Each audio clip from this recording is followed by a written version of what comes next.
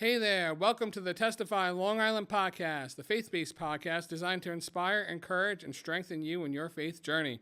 Whether you're new to believing, walking through trials, or standing firm in God's promises, this is a place where testimonies come to life.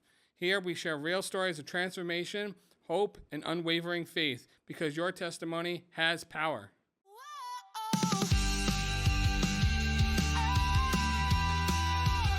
We honor you, your voice is strong. Your ups, your downs, you still belong. We celebrate, we laugh, we grow. Your faith can spark a brand new glow. A place for truth, a place for grace. To lift each other, find our faith. We get real, we lift you high. Have some fun, laugh till we cry. Life's too short to fake a thing, so come and share what God's been doing. Love out loud, live so free. Hear the stories, find your destiny. Testify, Long Island. Whoa, yeah. This is Testify, Long Island. All right, welcome back to the podcast, guys. How are we doing today? My name's DJ. And all right, family, we get ready because this week on Testify Long Island, we're sitting down with someone's story who is going to lift your spirit up and leave you inspired. Today, we're speaking with Eunice Mourato, is a woman of unstoppable faith, a proud immigrant and devoted single mom to an amazing 5-year-old, and a passionate accountant who's also studying for her CPA. But that's just the start. Eunice is a leader in her community, a board member, and a woman on a mission, using her voice and her journey to uplift, encourage, and pour into others. From balancing spreadsheets to walking boldly in her God-given purpose, she moves through life with wisdom, resilience, and grace. After growing up in the Catholic Church, Eunice recently made a beautiful decision to be baptized, stepping boldly into a deeper relationship with Jesus. She's passionate about mentorship, especially for other working moms, and believes in showing the world that no matter what your circumstances, God's plan for your life is alive and well. So this conversation is packed with heart, faith, and encouragement. You'll want to probably hit replay after this and just turn it up and share this among your friends. So welcome, Eunice. Thank you for coming on. Thank you so much for having me. I really appreciate it. How you doing today? I'm good. I'm excited to be here. Thank you for coming out. No problem. It's a cloudy day today, but I think It is a cloudy day. This weather lately has been a little iffy, but interesting summer. yeah, for sure.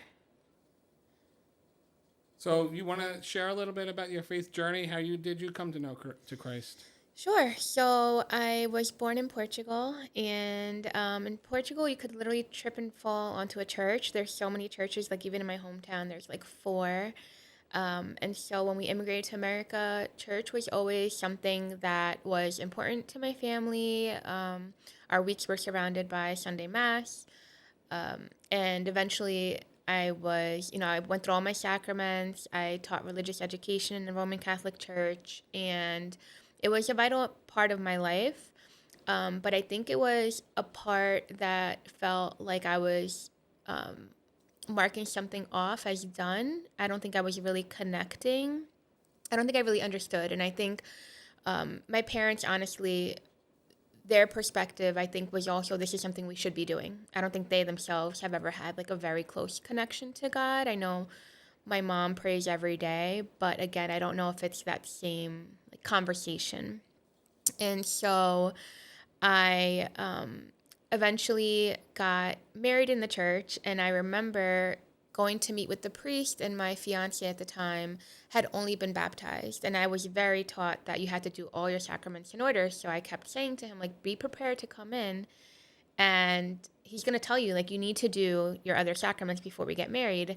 And I was shocked because we sat down, and the priest goes, well, for an additional $2,000 donation, we'll do the ceremony. And I remember walking away feeling very pleased that I was going to be able to do it, because I was happy that like I was fulfilling that line of sacraments for myself, but also feeling a little bit weirded out by how it had gone down.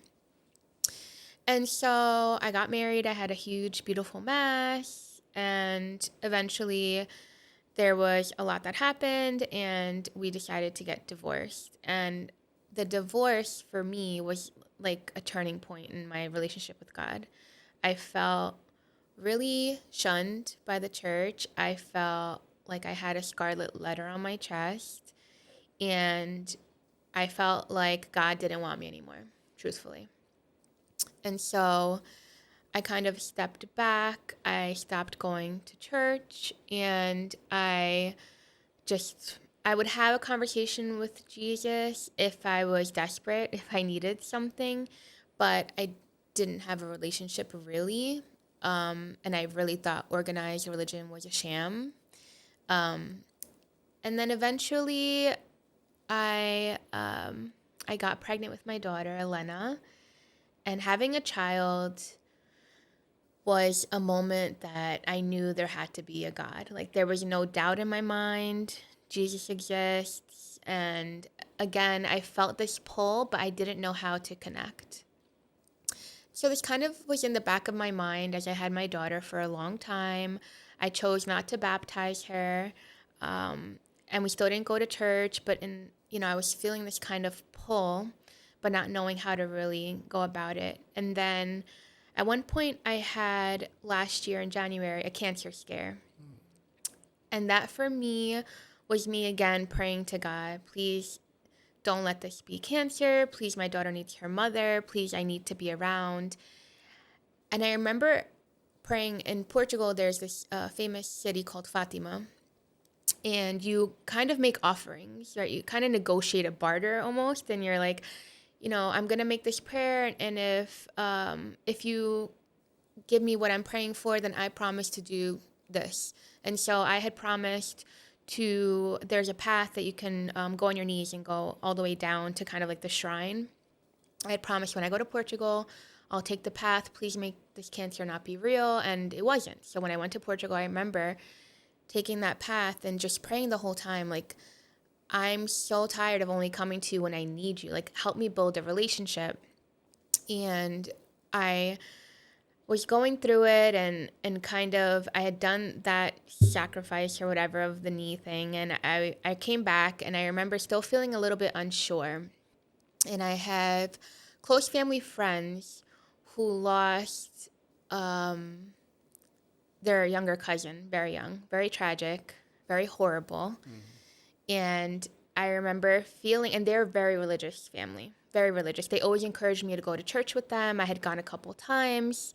And I remember having a conversation after the services and everything. A few weeks later, we went to Chili's, actually. Like, I remember saying, I feel God in this Chili's tonight, like The Office.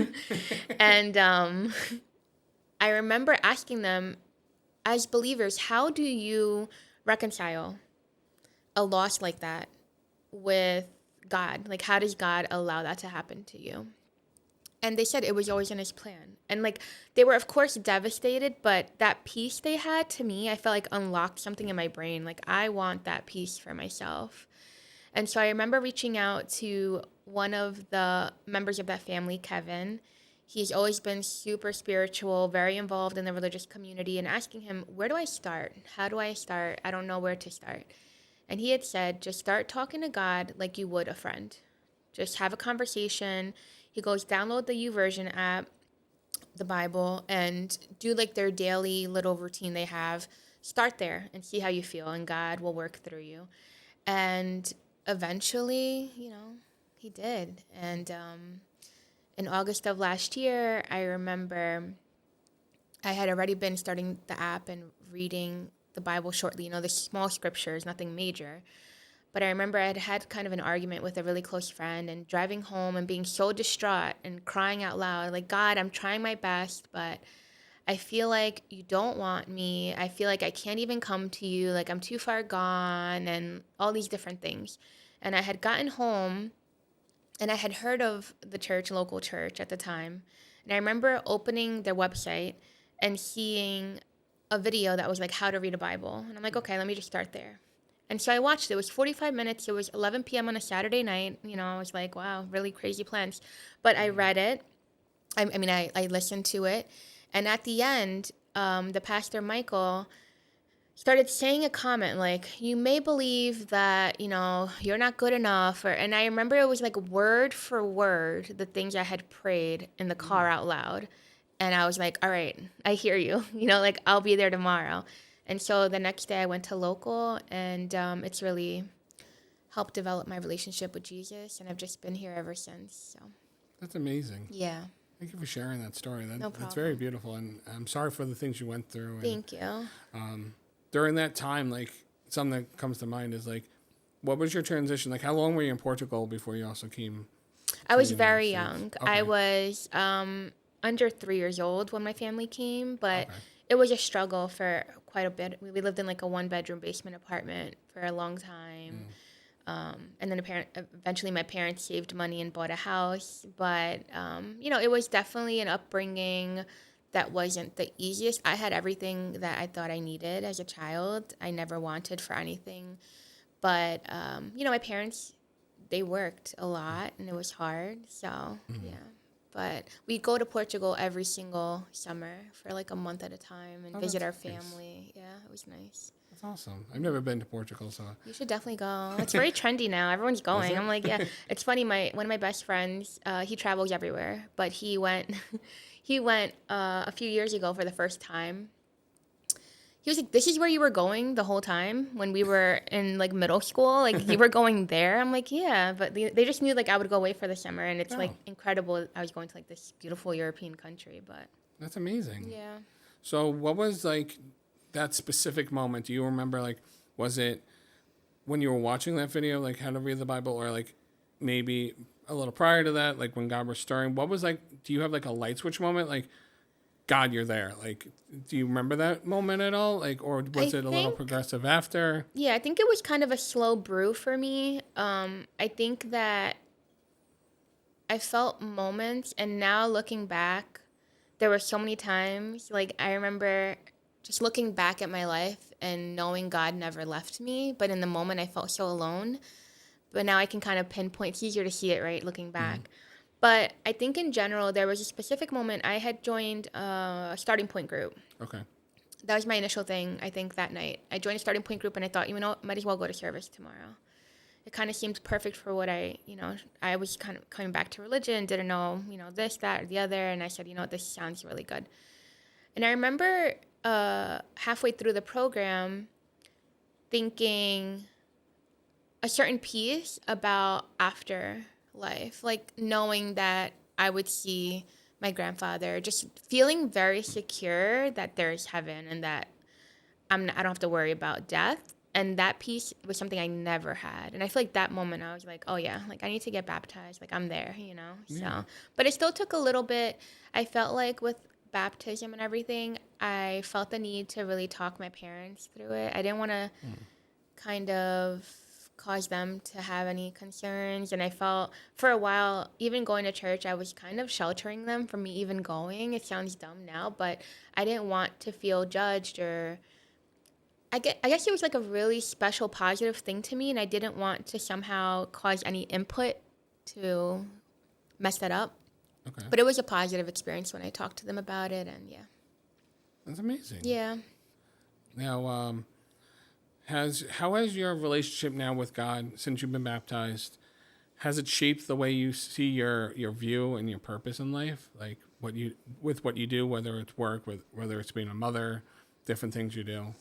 Definitely, for sure. I think with work, I'm a little more patient. I think I'm a little more patient in that aspect. I think with being a mother, I'm a single mother. Her dad is very involved. I always felt a little bit of anxiety when she has to go with him because I am a control freak in a way. And so I like to be in control of everything going on. And so sometimes I definitely would have anxiety about like, oh, she's going to go here, she's going to go there. But now I kind of just pray on it and say, God, it's in his plan, whatever happens, he's watching out for her, he's watching out for me. And I think that has brought me a lot of peace in that aspect. I think the biggest thing for me has been my anxiety, like helping that, like feeling like I can just pray, talk to God. I'm feeling this. Just please take this, anxiety away from my heart or help lead me in a direction that will move me away from the situation that I'm having anxiety about. And I feel like that has been the biggest change for me. Okay. Yeah. That's great. Does the anxiety, have you felt it like subside a lot since you've started doing that? Yeah, or? for sure. Yeah. For sure. And I feel like even people have said, like, you feel lighter. Oh, okay. I'm like, yeah, that's Jesus. Amen. Yeah. Amen. Yeah. You feel really does lighter. that. But I feel like there was a long time. I'm an accountant, so I get very stressed out. Very stressed out with work. I would be with that many numbers. Yeah, it's a lot, especially during busy season. And I feel like I've just I rely on God and I kind of let him work through me. And I think honestly also going to church on Sunday for me is such a reset, but in the best way. Like I know friends who have talked to me and they're like, I don't believe in church, like whatever. And I'm like, I totally get you can have your own relationship with God. I think everyone has their own way of doing things. But to me, I kind of see it as I can go work out, I can go for a walk, but it just hits different in a gym with like-minded people. And I feel the same way about church. Like I can definitely pray on my own, but it just hits different coming on Sunday, seeing people you like, talking to people, hearing a message makes you think, resets you a little bit. I feel like that has also made such an impact in my life just in general for my week. So it's been it's been something that I didn't know I was missing until I started doing it. So. Yeah. Could you tell us a little more about like how, like with being involved in church, like how much that has changed, like Yeah. your perception? I'd say of religion, of relationships with God in general. Yeah, 100%. I mean, when I grew up, Roman Catholic Church is very stern. They're very, you're in a box. You come in, you sit down. I remember actually as a child getting yelled at in church because I brought a little purse. You have to dress to the nines, and I brought a little purse, and I had a little lipstick in there. And I remember I took my lipstick out and started praying. My mom goes, stop. The priest is going to see you. You know what I mean? Like little things like that. You had to sit there, be quiet, shut up, listen, and that was it. And we did have like kids services once a week, but in general, it was a very structured, I don't know. I think now coming to a Christian church, I just feel like it's kind of Roman Catholic seems very sad to me. Like it's very like, I don't know, doom and gloom and God's going to judge you. And I feel now going to a Christian church, I feel lighter when I come in. The music, definitely I've connected so much with the music. I literally come a lot of times for whatever song is playing that week because that's something I didn't grow up with. We had our hymns and that was it. So I think that's definitely changed. And I think also when I was in the Catholic Church, the prayers, I feel, maybe it was the way I specifically was taught, but they are also very structured. It's like you're having a hard time. All right, you're going to pray this rosary. You're going to do 2 Ave Marias and 1 Our Father, 10 Ave Marias, 1 Our Father. And I feel like it really wasn't a relationship with God. Like I didn't feel like I could casually talk to him. It felt always very like formal. Yeah. And so I feel like that's been also a really big change coming to a Christian church and just feeling like God is like my homie, like I'm talking to him, he's talking to me, like he knows. Yeah, you know what I mean? He's my homie and also like my father. But I think also having a child deeply shifted my perspective on who God is. I really connected with that idea of as a parent, you are always pretty much trying to discipline your child, but also they have free will. You can only do so much. And I feel like that answered a lot of questions in my head about why things happen, why God allows things to happen, because God can only try to guide you. But at the end of the day, we're humans, we're flesh, and things happen. But I feel like I really connected with that idea of like God is a parent figure trying to lead me in a way. And it really, I think, changed naturally a lot of behaviors that when I was, not talking to God, there were a lot of behaviors that I felt like I was doing, and I feel like now connecting with God naturally, I don't want to do those. And it's not like a rule I cannot break, but more so like, why would I treat God's child that way? Do you know what I mean? Yeah. Like, why would I do that? And so I feel like that also kind of came from my relationship with church, and the small groups are amazing. Yeah. Amazing. I don't have one right now in the summer. I really wish I did, because it's just like such a good way to connect and talk with like-minded people, Yeah. but also not like-minded people. You know, like there were so many good discussions I had in there that really helped, I think, get me in a frame of mind of being understanding and connecting. Yeah. Yeah. For sure. I know local church has a bunch of there is a bunch of summer events going on right now. Yes. So like community is so important. Yeah. I know they do like summer socials like every other week, every other Friday, and then Saturdays they're doing like local hikes now. And the beach The days. beach night I think is The this play Friday. dates for the The kids. play dates. Yeah. It's so crucial. And I know the summer break is needed. You know, we took Yeah. a couple weeks break for the podcast too, and it's just like, you know, You needed to, you need you a needed to little come back decompress. stronger. Yeah. Exactly. Yeah. A little decompress and feel good, but also the community is so important, and just 100%. keeping tabs with it. So how has your faith influenced the way you also approach your work now, like being an accountant specifically, you know, being patient, you know, have you seen more of the change and like your eyes, maybe the way you think, possibly like a different process maybe? Yeah, I mean, for sure, I would say in general, in corporate world, you're gonna be pretty, you know, religion doesn't ever come up as much, of course. But it's funny because I'm part of, you know, you have your close friends at work, and early last year, before a lot of things had happened, before the cancer scare, we had gone to a work trip in Kentucky. Oh, okay. And when we got there, there was a Christian conference happening. It was like Christian Con or something like that. Okay.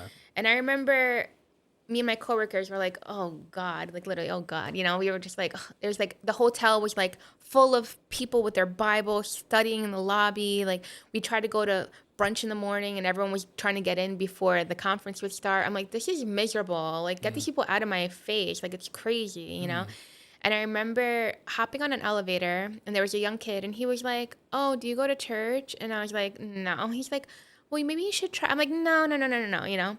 And so now my coworkers, the ones that went to the conference with me, they were like, that was the biggest plot twist of 2024, that like in the beginning of the year, you were literally like, oh God, these kids with their Bibles. And then you became a kid with your Bible. I'm like, it is pretty funny to think about. I mean, I was like, they were praying for me. It worked, you know?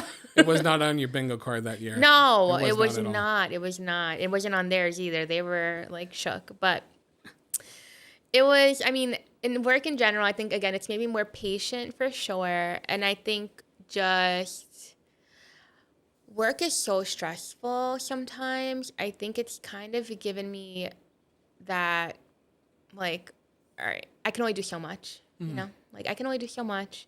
And, you know, everything will be fine outlook. And I think maybe that's what's come of it. But I think in general, definitely, like, patience, 100%. That's the biggest change for me. I'd say for work, yeah, you definitely depending like the business you're in, the career you're in, and also like your coworkers, like patience is like probably the biggest thing. Yeah, 100%. You know, And they've been really supportive, thankfully. That's great. Like, Yeah, like even with, I'm going to Brazil on a mission trip, awesome. and they've been really supportive and asking what they can do. And we had like a pizza fundraiser. My office ordered a bunch of pizza, so it's been really cool. Ooh, that sounds like fun. Yeah. When are you going on the Brazil trip? July 31st. That's awesome. I know. So excited. I'm a little nervous, but I'm excited. I hear they speak Portuguese, so So do I. So I have, you know, that in common. There you go. You got the advantage right there over some other people. Yeah, it should be really great. I'm excited. I'm nervous, but I keep praying and saying, you know, God wouldn't bring this into my life if he didn't mean for me to go on this trip. Yeah. So I'm excited. That's awesome. Yeah. So what's a challenge you faced in your life where you fully relied on God? Like, it could have been before you're a believer, maybe after you've been baptized. Like, has there been any point like, God, I can't do this, I need you, whether your believing stance or not? Do you recall any time? I think the cancer scare, Yeah. for sure. I feel like that felt very out of my hands. Like Like I would pray for the hands of the medical team doing the testing, but I would just pray for good news looking at the portal, which why do they even let us look at the portal before the appointment? It's so rude. You're like, I'm like any throwing in other test- ChatGPT, like, what does this mean? Yeah, it's crazy. Any other test, you can see it. It's like, okay, great, my blood work came back great, but now it's like the cancer one. Why do I have to see that? Yeah. Like I'd be fine with checking my cholesterol, but please don't give me cancer results via my portal. But I think in that situation, you know, my daughter was so small, and all I kept thinking was like, I can't do this without. She can't go on without me, and I know she would. I luckily have such a supportive family, and her dad is so great. Like I know that she would be okay, but in that moment, I was just, God, please. I actually read a book. I can't remember the name of it now, but I remember reading something, and it was saying like, the more desperate your life circumstances, the shorter the prayer gets, Ooh, right? okay. So it's like you can have a long prayer, but then sometimes it's just, God, please. And that's how I felt in that moment. Like, please just make this work out, make it okay. You know, it was just like a desperation that I needed him to rely on. So Yeah.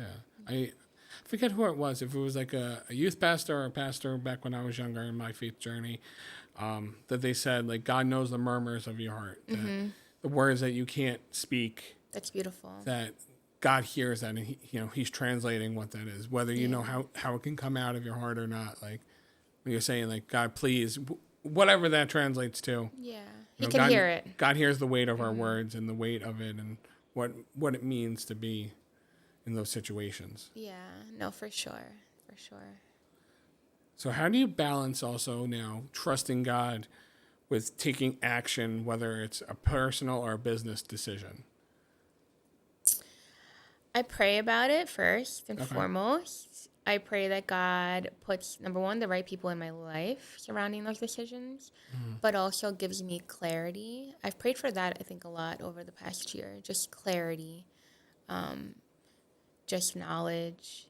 But in general, I think I just rely, you know what it is? I think having God on my side and feeling that connection gives me a lot of confidence to just move forward. Yeah. When I need to, and not kind of think about this, think about that. I still am thoughtful about things, but I think I feel a certain confidence knowing no matter what's going on, God has my back. Like no matter what, He wouldn't be having me do that if it wasn't the right thing at the moment. And if it's not the right thing, He'll be there to pick me up. You know what I mean? So I think that really has shaped my decision making and things like that. Yeah. Have you really have felt it too? Yeah, I have felt it. And I felt it also, I feel like I feel it a lot in song.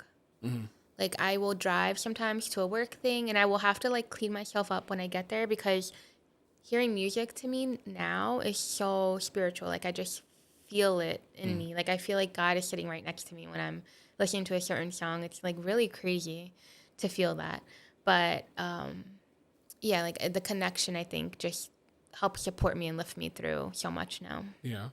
That's great. Like, I know, especially like the music we do here at Local, it's so life-changing. Like, It I feel is. like so life-giving. Yeah. Just feeling it and being able to connect with the songs. And, you know, we do a thing because we want to be able to make it connect with a lot of people. So we also call it music, not just worship music, but we call it music. So a lot more people who may not be believers yet also can connect with it in that way. Yeah.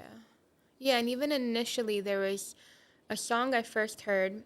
It wasn't at Local, but it was The Stories I'll Tell by Naomi Rain. Oh, okay. And I remember the song is basically about like going through different things, and then like one day I'll look back and I'll tell the story of like how God worked through me. And I remember initially feeling like already like I'm gonna be able to do that. Like there's no doubt in my mind, like I'm gonna be able to tell my story one day. And so, well, thanks for giving me an avenue to tell my story. That's how you got it right here. See?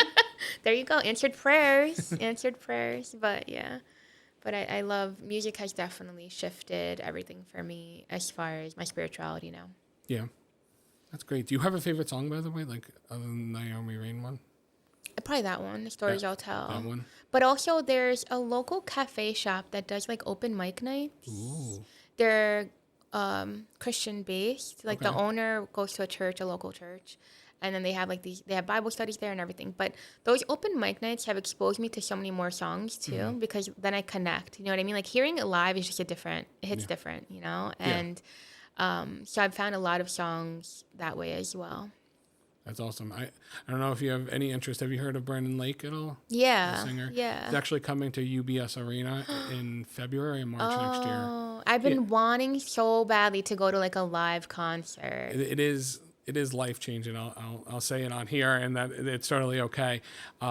Tori and I last August we got tickets to see Brandon Lake and Phil Wickham at Hershey. Wow. Next to Hershey Park, there it was a giant stadium. Oh yeah. And we got standing seats. So we got like early access. They were like $20 a ticket. It was insane. In nuts. Pennsylvania, like New York, you don't get $20 a ticket. No, definitely not. That's why you got to go all the way to Pennsylvania. Exactly. And we got it was like, I forgot, like standing room only kind of thing. It was at the stage, like at like hand level. Wow. And it filled up quick. So like, but we got there early, and the trip was driving to Hershey is a trip. Yeah. I just came back from there actually. Oh, really? We spent a week in Lancaster.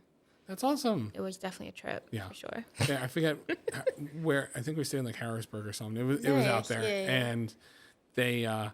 But that experience blows you away, especially like just like being involved in it, but also watching it. Now I'm a tech guy, so I was like also like You're like taking notes. I was taking You're notes, like, being whoa. mindful, and the way they also executed a lot of Yeah. things was done with excellence and grace, and it was far well done.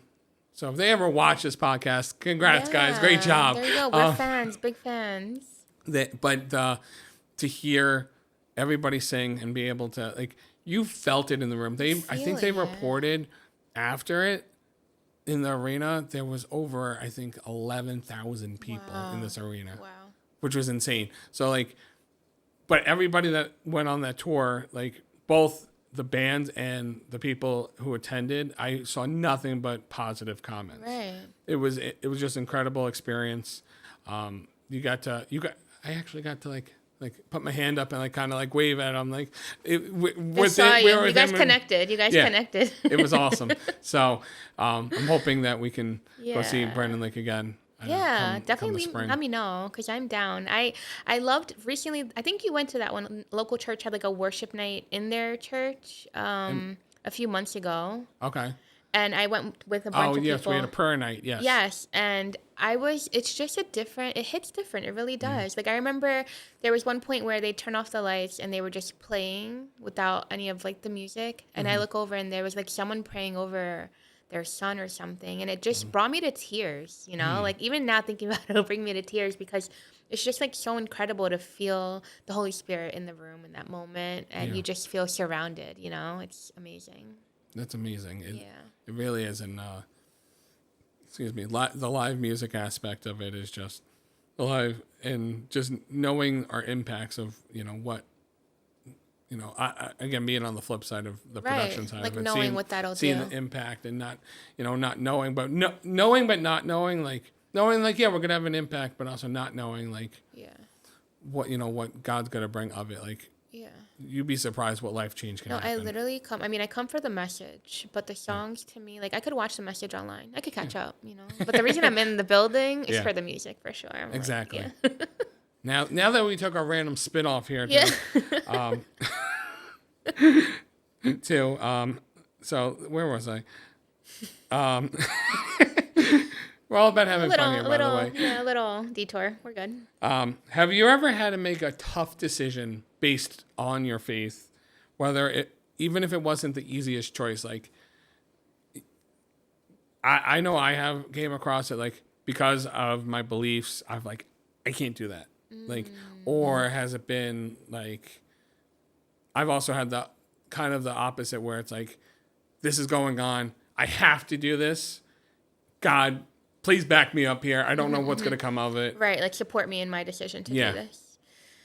I don't know if I faced that yet. Again, I'm pretty new in my faith journey now, but I think in general, a lot of the behaviors I was previously exhibiting or doing naturally fell by the wayside. Like, I'm not going to go out and party until 4 a.m. on a Saturday because I definitely want to go to church on Sunday morning. Like, Yeah. I don't want to be exhausted for that. So naturally, I just don't do that anymore. Yeah. So I think that would be more so of what I've seen, but I haven't had kind of like a fork in the road. I have to choose this or that yet, but I'm sure it'll come. I'm sure It'll come and you'll turn to God. Honestly, Yeah. it's the best and probably scariest moments of, Yeah. of life. I know Tori and I have encountered it. I'll just share a little bit too. Yeah. Of with our sons. Both our sons have a seizure disorder, and it's been one of those things like, God, we don't know what's going on. We don't know what's the right way to go. We've had one with behavioral issues, the other one went full like they called a stroke code at one point for the baby, and it was just heartbreaking and not knowing, like, God, take control of this. We're going to make the decisions as best we can, but support us in the right direction, what we need to go. So that seeing that and knowing God, got you back. Yeah. Got you back. Got you. Yeah, he Got got you. your back. It's incredibly life changing.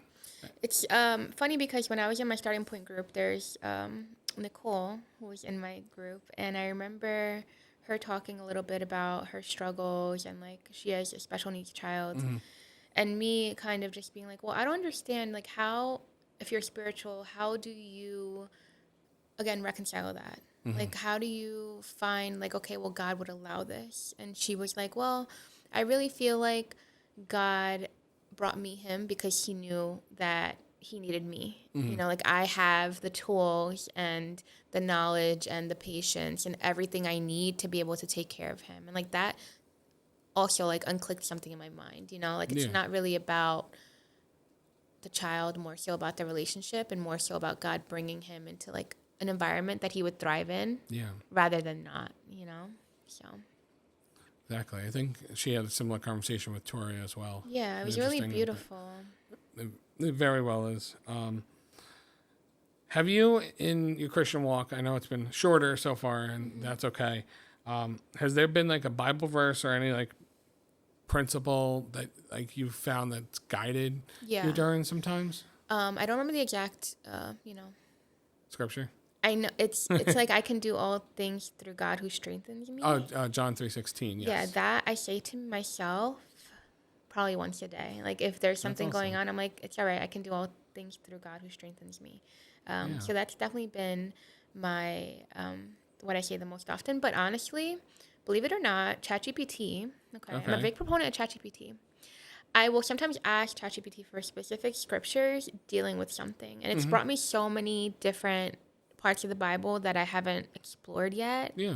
I have, like, a note in my phone of things like when I'm anxious or when I'm scared or when I'm stressed, and, like, specific scriptures that have really spoken to me. But I would say most often that one. Yeah. Yeah. That's good. That's a good baseline. Like, Yeah. and then you go into it. I remember seeing a while ago, it might have been on Facebook or Instagram, that there was a note that said probably most, if not everything, that you're going to encounter in life is actually documented in the Bible. Right. And it did say, like, specifically, well, it wasn't ChatGPT. It was, I guess somebody had compiled it. Right. But also, like, going through, like this is what happened with Moses. This is what happened with Job, and going through, like, each individual person, like, they experienced anxiety. They experienced all these different things. Right. And it's like, wow, I'm not alone. And this is stuff that actually did happen. Right.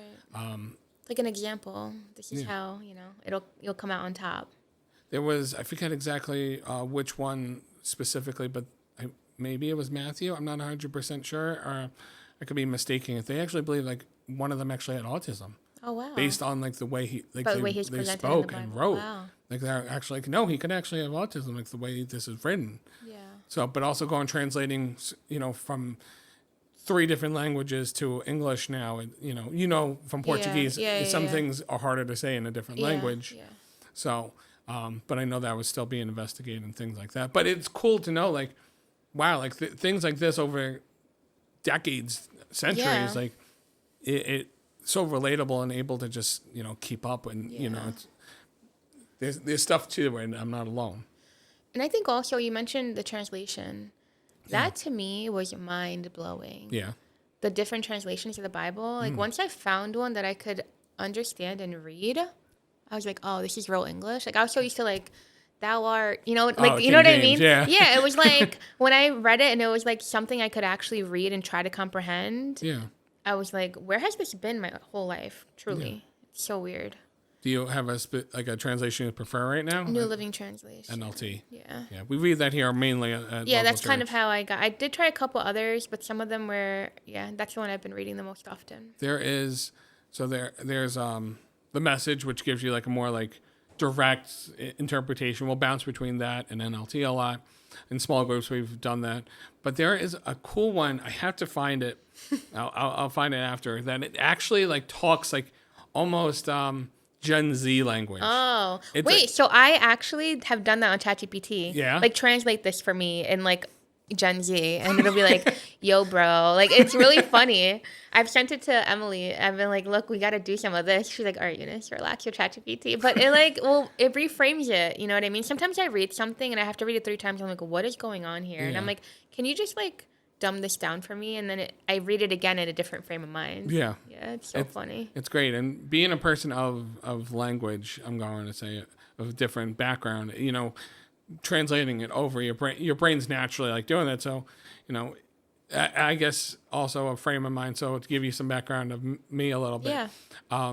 Before I got into tech, I actually was going to be a linguistic major. I was going to be a translator. I knew a bunch That's of kinda languages. cool. At the time, my wife will shoot me down now saying it. You're like, stop roasting about it. I used to know 12 She's like, "You're languages. done 12?" I used to know 12 languages, like be able to bounce between. It was like the standard Latin. Wouldn't they get confusing though? After a while, they did, but I, I was know able 3, to and I took dictate French, and it a I would little bit. like I would answer like different languages, and the French teacher would be like, "What are you doing? Like this is Portuguese." I'm like, "Oh, whoops." I never learned Portuguese, even though my neighbor actually growing up was Portuguese. So Oh. I used to hear it, but I never like picked up like what it was. I knew Spanish, Italian, French. I'm forgetting. I had a friend who was Lithuanian, so I learned her language because we worked together. Wow. What else? Russian a little bit. I tried learning Chinese. Chinese is a whole different I monster. know, but they It's say that's like the English. best one to know. Yeah. Because there's so many, you know. There was just a bunch that I was picking up, and into my testimony. Well, I'll do another day. But Okay. my life shifted Right. from being a translator into being a tech person.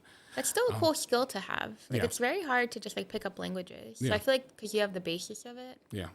it's pretty cool. It changes the way you frame your mind. And I actually found, I don't know, actually, this might be funny, and don't take it the wrong way at all. I want to say that.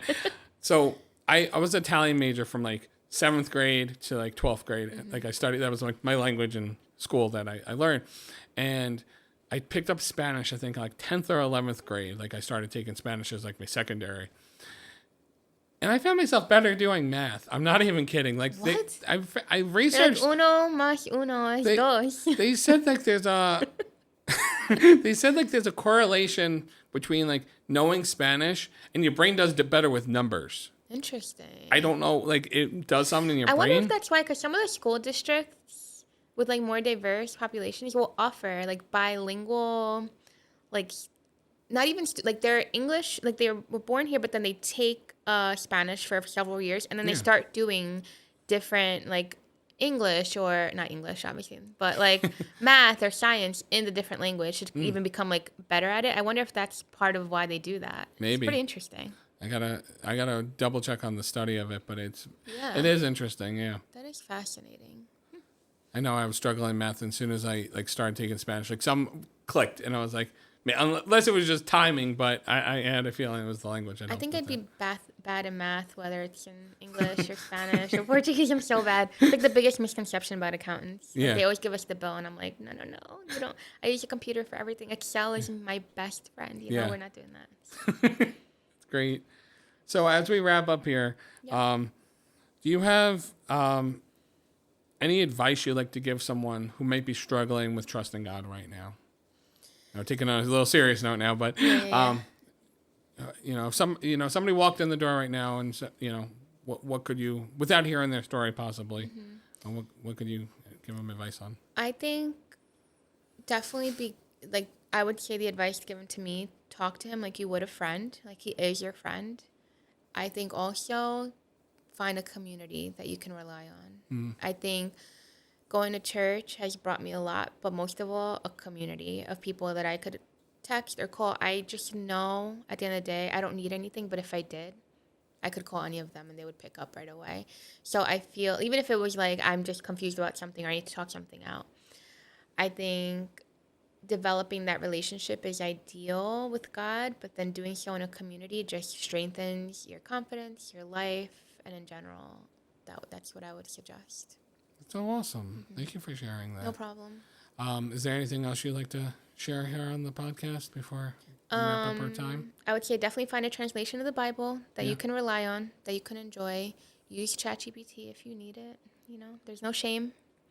And I think in general, just try to pray more so every day rather than only when you need it. That'll help strengthen your relationship. Just like your kids, like you're a parent. If my daughter came to me every time she only needed something, I'd be like, but when she comes and she hugs you at the end of the day, it's just like different, it's like that. It's just that confirmation of your relationship. So I feel like, when I pray to God, that's a hug I'm giving him. And I feel like then when I need something, I feel more confident in praying for help rather than just doing it once in a blue. So that's awesome. yeah. Thank you so much for sharing. Thank you for having me. Thank I really you for being appreciate on, it. Eunice. No problem. Awesome. Thank you guys for coming on today. Can't wait to see you next week. And we got a couple more special guests lining up.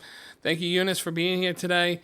And please don't forget to comment, subscribe, share this with your friends, social media, all that. And we'll see you guys soon. Take care. Bye.